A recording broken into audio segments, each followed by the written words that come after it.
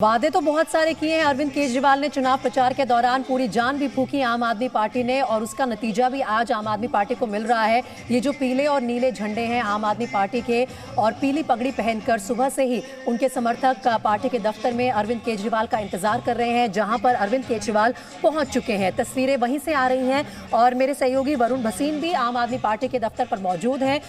वरुण, अगर आप मुझे सुन पा रहे हैं तो एक बार आपसे जानना चाहूंगी।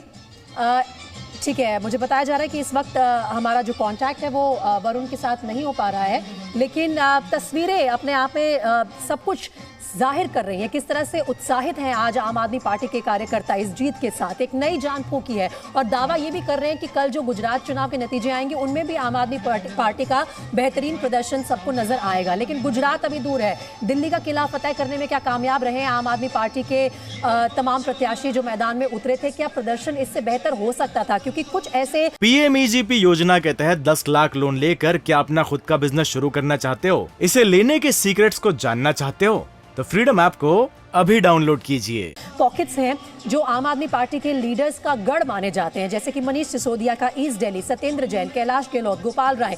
इन सभी पॉकेट्स में अच्छा प्रदर्शन नहीं रहा है आम आदमी पार्टी का, बल्कि यहाँ पर बीजेपी का जो नैरेटिव था, जो आम आदमी पार्टी के स्टार लीडर्स पर करप्शन का इल्जाम था, कहीं ना कहीं उसका खामियाजा भुगता है आम आदमी पार्टी ने। ये वो स्टेज आप देख लीजिए जो तैयार किया गया है आम आदमी पार्टी के कार्यालय में, और इस स्टेज पर अब से कुछ देर बाद खुद अरविंद केजरीवाल आने वाले हैं और इन तमाम कार्यकर्ताओं को संबोधित करेंगे। दिल्ली वालों को थैंक यू भी बोलेंगे, क्योंकि राघव चड्ढा का जो रिएक्शन आया था थोड़ी देर पहले, राघव चड्ढा ने कहा था कि दिल्ली की चाबियां दिल्ली वालों ने अपने बेटे के हाथ में थमा दी हैं, काम करने वालों को रिवॉर्ड किया है, इल्जाम लगाने वालों को सबक सिखाया है।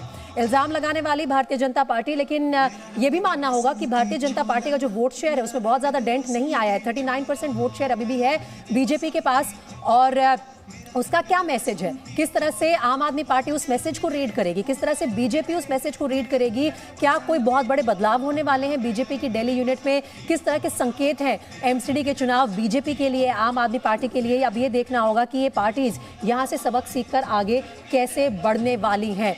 आशुतोष, ये जो तस्वीरें आ रही हैं आम आदमी पार्टी के कार्यालय से, इनके साथ रहेंगे, लेकिन जो कि मैंने कहा जो मंथन की जब बात होती है तो चाहे जीत मिले चाहे हार मिले, हर पार्टी को सोचना होता है। आम आदमी पार्टी का दावा था कि हम 220 के पार जा रहे हैं, वो तो नहीं मिला उन्हें। हाफ मार्क से ऑब्वियसली बेहतर तो कर लिया उन्होंने। देखिए, जैसे कि आम आदमी पार्टी के मुखिया अरविंद केजरीवाल ने कहा था कि हम 230 सीटें जीतेंगे और सिर्फ 20 सीट भाजपा को मिलेगी, तो तय बात है कि उनका यह अनुमान तो गलत हो गया। लेकिन हाँ, बहुमत मिल गया है उनको और वो निगम में सत्ता बनाएंगे। बड़ी बात अब ये है कि आने वाले कुछ सालों बाद, 3 साल बाद चुनाव होंगे दिल्ली विधानसभा के जी।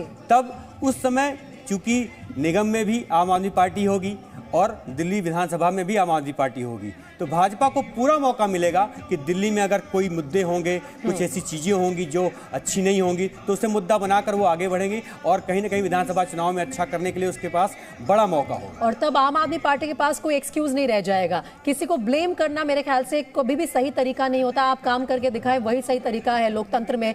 ये तस्वीरें एक बार फिर से दर्शकों के सामने रख रही हूँ।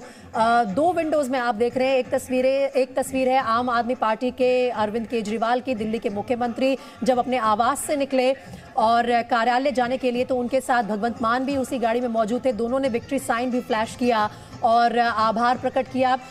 दिल्ली की जनता का संबोधन भी होगा अब से कुछ ही देर में आम आदमी पार्टी के कार्यालय में। जो दूसरी तस्वीर है वो कार्यालय से आ रही है, जहां पर तमाम समर्थक, कार्यकर्ता आम आदमी पार्टी के और तमाम वो पार्षद भी इकट्ठा हुए हैं जो आज जीते हैं चुनाव में। वो सब आज दफ्तर पहुंच गए हैं शाबाशी लेने के लिए और एक तरह से अपने लीडर को सुनने के लिए कि अब क्या प्लान ऑफ एक्शन होगा आम आदमी पार्टी का। इस जीत का मतलब क्या है, इस जीत के मायने क्या है आम आदमी पार्टी के लिए? अब आगे का रोड मैप किस तरह से जनता के सामने रखेंगे अरविंद केजरीवाल, वो जरूर सुनने लायक एक बात रहेगी। और जश्न का माहौल है लगातार। जो कार्यकर्ता हैं वो डांस कर रहे हैं, स्टेज सेट हो चुका है।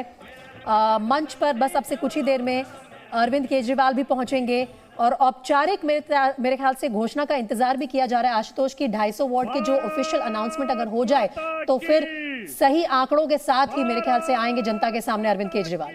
बिल्कुल ठीक कह रही हैं आप प्रीति जी, क्योंकि अभी तक 250 सीटों का ऐलान नहीं हुआ है, लेकिन बहुमत वाली सीटें इनको मिल चुकी हैं, इसलिए वो घर से निकल गए हैं और अब वो वहाँ पहुँच के देखिए भारत माता की जय की आवाज़ें लगने लगी हैं वहाँ पर, तो मुझे लगता है वो पहुँच भी रहे हैं। तो सिर्फ इसी चीज़ का इंतजार भी चल रहा है कि 250 सीटें हो जाएं, ताकि उसके बाद जो स्पीच हो वो वाकई में विक्ट्री स्पीच हो। PMEGP योजना के तहत 10 लाख लोन लेकर क्या अपना खुद का बिजनेस शुरू करना चाहते हो? इसे लेने के सीक्रेट्स को जानना चाहते हो? तो फ्रीडम ऐप को अभी डाउनलोड कीजिए।